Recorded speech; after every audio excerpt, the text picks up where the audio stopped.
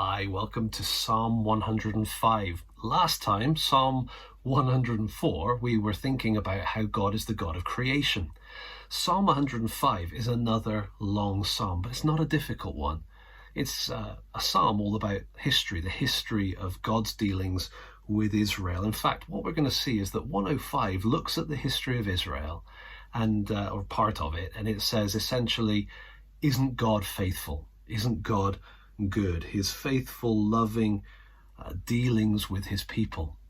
106, which we'll see next time, and that will bring book 4 to a close, looks at that history again, or part of it, and it basically says, wow, isn't he gracious? God is gracious because we have failed miserably. So it's kind of like a history psalm written in the sort of style of a hymn. Let me just show you a couple of little bits of it. Jumping in at verse 7, notice the names here. I just want to make a point, a really simple one, but I'll just make it anyway.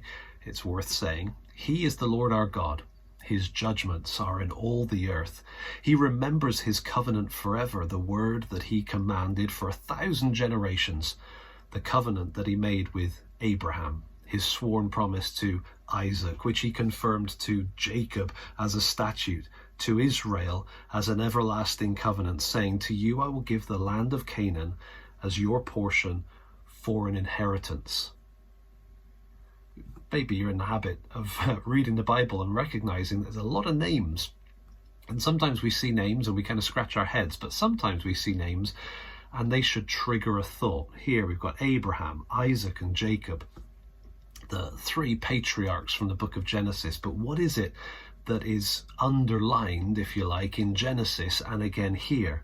It's his covenant, the word that he has commanded, the covenant that he made, his sworn promise, the statute, the everlasting covenant that, and here it is, I'm going to give you the land. So when you see the names like that, especially in the context of history, it's not picking random people. It's saying, okay, here's the point I'm making.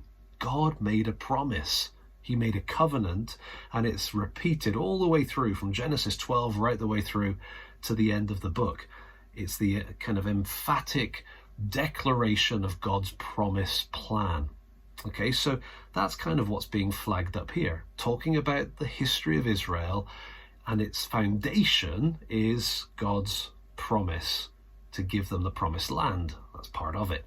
That's verses 1 to 11. From verses 12 to 23, you kind of get a progression from Canaan into Egypt. From 24 down to 36, God's judgment of Egypt to prepare for their kind of release. And then from 37 to the end of the psalm in 45, it takes them from Egypt into the wilderness and finally to the promised land, the conquest. And so it's kind of a sweeping historical overview, but let's just drop in that Egypt section, just randomly, almost. Obviously it's not random because I picked it, but you know what I mean. Just to give an example, just a taste of actually how easy it is to read and actually how easy it is to see kind of the point that's coming through here.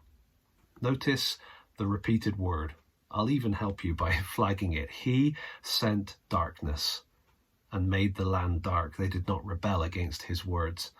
He turned their waters into blood and caused their fish to die. Their land swarmed with frogs, even in the chambers of their kings. He spoke, and there came swarms of flies and gnats throughout their country. He gave them hail for rain and fiery lightning bolts throughout their land. It seems so obvious, but don't miss it.